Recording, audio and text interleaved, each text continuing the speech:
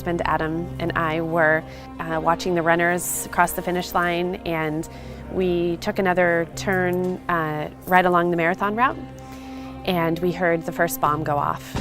And the world kind of stood still for a minute, and then all of a sudden the next one hit.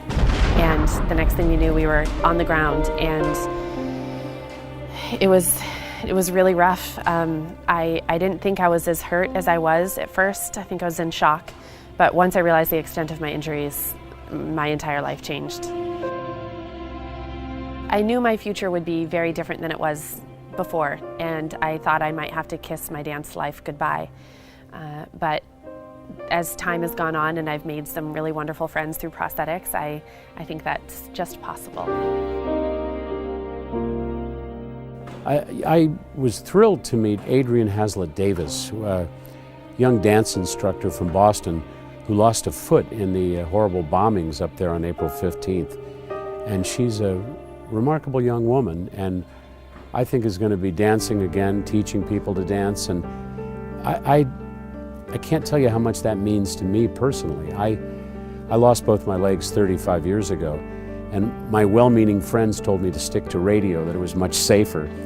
But when somebody tells me I can't do something, I want to do it. And I sense that a little bit in Adrienne. You know, people would like her to just take it easy and do all this and that, but a lot of us, when something traumatic happens, we need to find a purpose and move forward. I am receiving a Victory Award from the Medstar National Rehabilitation Network and the Victory Awards, and I feel very humbled to receive the award. It is for showing exemplary behavior and an example in the face of adversity. And you know, I am only one of many that are facing this all over the world, but certainly from the Boston Marathon. And I get my strength from everyone else, certainly from my husband and from the other survivors, and certainly the other amputees. We've developed a really close bond, and I feel I feel them here with me, you know, and I'm very appreciative of the award and a good chance to hear some other stories as well.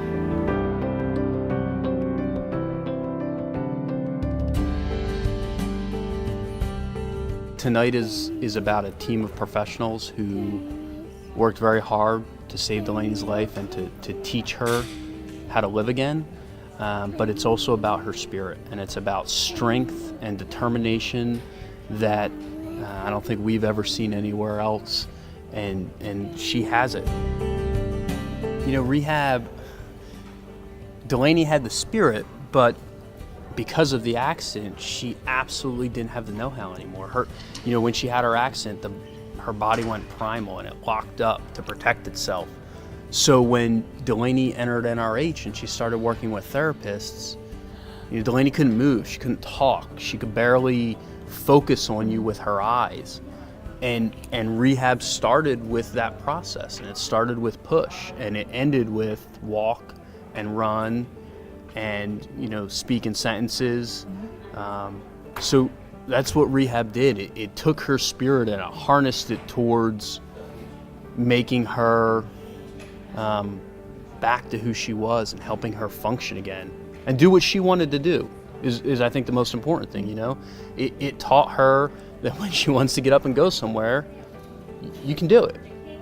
It's your will that's going to get you there, and it helped her function and move that along.